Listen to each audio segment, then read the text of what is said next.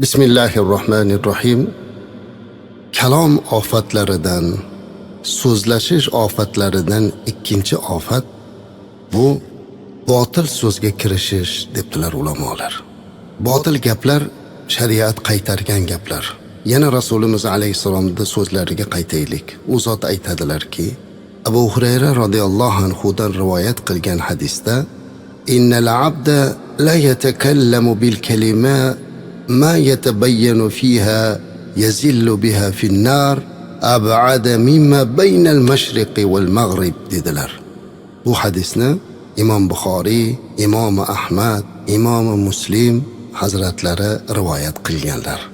Ya'ni Rasulimiz aytibdilarki, banda bilib bilmay bir so'zni aytadi va shu tufayli do'zaxning mag'rib bilan mashriq orasida ham chuqur joyga tushadi dedilar.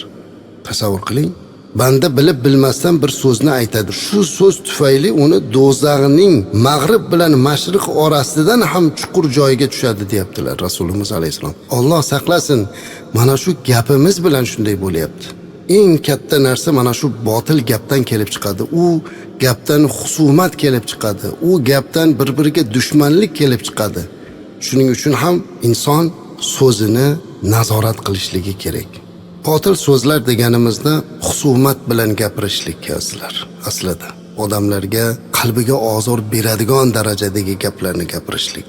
Rasulimiz alayhisalom aytadilarki, Alloh uchun odamlarning eng yomon ko'rilgani ashaddiy husumatchidir dedilarda. Bir xilgilar bor, har bir gapida husumat ko'rinib turadi. Har bir gapida husumat. Doim gapida tagida kimnidir jazolash bor. Kesatiq gaplar, kinoya gaplar. Gapirganida hech kim tushunmasa ham kimdir buni bilib qalbiga ozor oladi. Davrada o'tirganda odatda qaysidir bir gunoh haqida gapirmoqchisiz.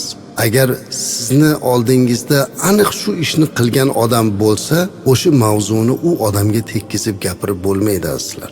Biz davralarimiz yoki suhbatlarimizda hamisha o'sha davra ichidan bitta odamni mo'ljalga olib gapiramiz.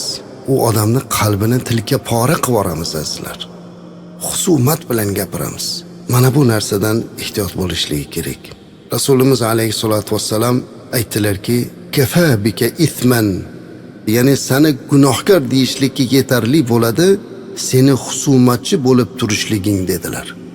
Qarang, bir insonni husumatchi bo'lib turishligi u insonni gunohkor inson deyishlikka kifoya qilar ekan. Alloh saqlasin. Husumatdan, boshqalarga tuhmat qilishlikdan, so'zi bilan, gapi bilan ozor berishlikdan ehtiyot bo'lish kerak. Qo'l bilan berilgan jarohat bitib ketadi, ammo til bilan berilgan jarohat bitmaydi deydi. Nega bunday desa, qo'l bilan berilgan jarohat u insonning a'zosiga biror bir joyiga bo'lar. Bir kuni Xudo shifo bersa yaxshi bo'lar. Ammo til bilan bo'lgan ozor u insonning qalbini tilkapora qiladi. U qalbda qoladi. Siz oddiygina gapirgan bo'lishingiz mumkin. Bir davrada o'tiribmi yoki boshqa joydami kimdir haqida gapirdingizda, ha endi gapirdim qo'ydim. Yo'q, birodar, sizni o'sha gapingiz kimdir qalbini tilkapora qilib yubordi. Kimdir qalbida qoldi. Mana shu husumat u hech qachon u qalbidan chiqara olmaydi. Har qancha harakat qilsin u qalbida qoladi. Shuning uchun insonni qalbiga ozor berishlikdan saqlanishlik kerak. Bu kalomning ofatlarini eng yomonlardan biri.